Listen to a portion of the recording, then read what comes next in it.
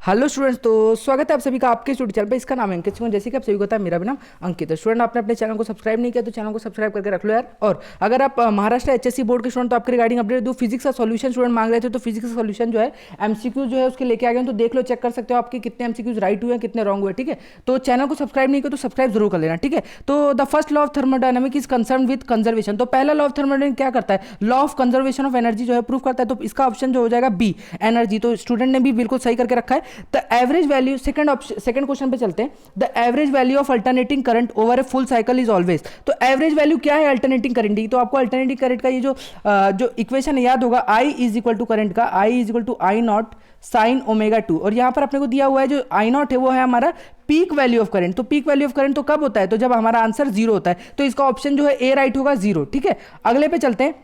The angle at which maximum torque is exerted by the external uniform electric field on the electric dipole। तो कब जो है maximum torque लगेगा? जब हमारे पास एक यूनिफॉर्म इलेक्ट्रिक फील्ड भी है और एक इलेक्ट्रिक डाइपोल रखा हुआ है। तो हमको एक फॉर्मूला याद है, tau is equal to P E sine theta. तो अब ये टॉर्क को जो है हमको मैक्सिमम करना है। तो टॉर्क को मैक्सिमम करना है तो साइन थीटा को भी मैक्सिमम करना होगा। साइन थीटा कब मैक्सिमम होता है? जब theta is equal to 90 degrees होता है और वो हो जाता है 1। तो theta is equal to 90 degree किसी में है क्या? तो ऑप्शन डी जो है हमारा राइट है, theta is equal to 90 degree. अगला आता है the property of light which does not tend when it travel from one medium to. तो जो लाइट की प्रॉपर्टी है वो कब चेंज नहीं होती? जब लाइट एक मीडियम से दूसरे मीडियम ट्रेवल करता है, वो है फ्रीक्वेंसी। ठीक है, तो अगला आता है the root mean square speed of a molecule of a gas is proportional to. तो रूट मीन स्क्वायर स्पीड है वो मॉलिक्यूल का किसके प्रोपोर्शनल होता है? अंडर रूट टी के। तो बिल्कुल अंडर रूट टी के जो है डायरेक्टली प्रोपोर्शनल होता है और इनवर्सली प्रोपोर्शनल होता है किसके? Under root of molar mass के। ठीक है, तो ये आपको याद रखना है। The unit weber per metre square, the unit weber per metre square is equal to. तो वेब पर मीटर स्क्वायर जो है ये किसका यूनिट है? तो आपको पता होगा ये वेब पर मीटर स्क्वायर जो है टेस्ला का यूनिट होता है। ठीक है, तो अगला आ जाता है नेक्स्ट क्वेश्चन। तो नेक्स्ट क्वेश्चन देखते हैं। When the bob perform a vertical circular motion and the string rotate in a vertical plane, the difference in the tension in the string at horizontal position and the uppermost position. तो क्या बोला है? Horizontal position यानी कि सबसे नीचे, और जो हमको बोला है कि सबसे अपरमोस्ट पोजीशन पे।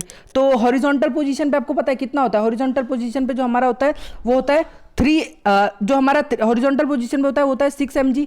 और जो लोअर पोजीशन पे होता है वो होता है हमारा मतलब लोअर पोजीशन पे 6 mg और अपर पोजीशन पे 0। तो इनका डिफरेंस क्या होगा? 6 mg। ठीक है, तो ये देख सकते हो आप, इसका आंसर जो है 6 mg है। जो यहाँ पर शायद स्टूडेंट ने 3 mg लिख के रखा है। ये क्यों लिखा है एक बार जो भी स्टूडेंट हो, अगर ये एक बार इसको कंफर्म करना जरूर। ठीक है, इसका आंसर होगा 6 mg। ठीक है, तो नेक्स्ट पे चलते हैं।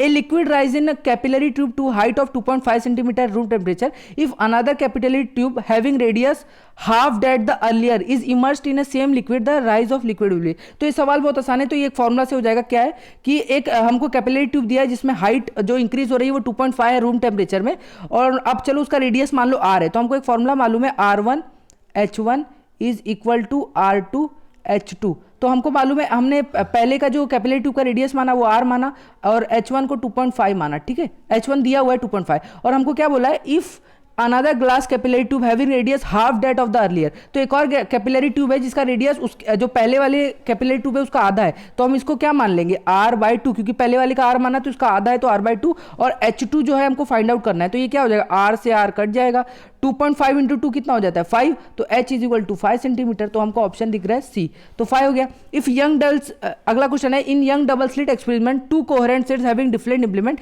If the ratio of maximum intensity to minimum intensity is 16:1 the ratio of amplitude. तो एम्पलीट्यूड और इंटेंसिटी का रेशियो एक मालूम होगा आपको, क्या होता है? A1/A2। ये एम्पलीट्यूड है तो ये रेशियो क्या होता है? रेशियो होता है हमारा I max by I minimum. तो I max कितना दिया हुआ है? तो A1/A2 कितना हो जाएगा? I max जो है हमारा 16 है, तो I max 16, तो ये हो जाएगा 4/1, 16/1 हो जाएगा 4:1। ठीक है, तो हमारा कौन सा ऑप्शन सही है देख लेते हैं।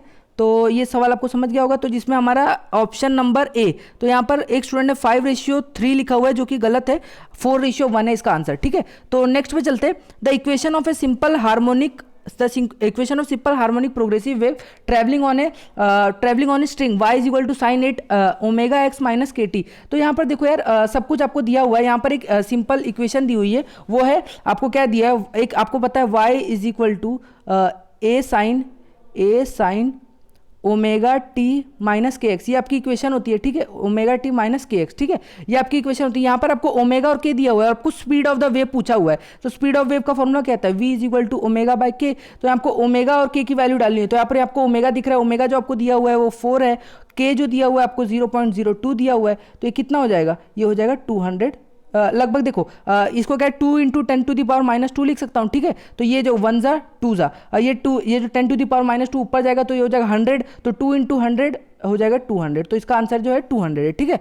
तो इसको एक बार ऑप्शन के साथ ठीक कर लेते हैं, तो डी ऑप्शन सही, स्टूडेंट ने भी बिल्कुल सही करके रखा है। तो ये है सारे एमसीक्यू सॉल्यूशन, आपके कितने एमसीक्यूज रॉन्ग हुए जरूर बताना, वीडियो पसंद आए वीडियो को लाइक करना, चैनल को जरूर सब्सक्राइब करना, वीडियो एंड करता हूँ, थैंक यू।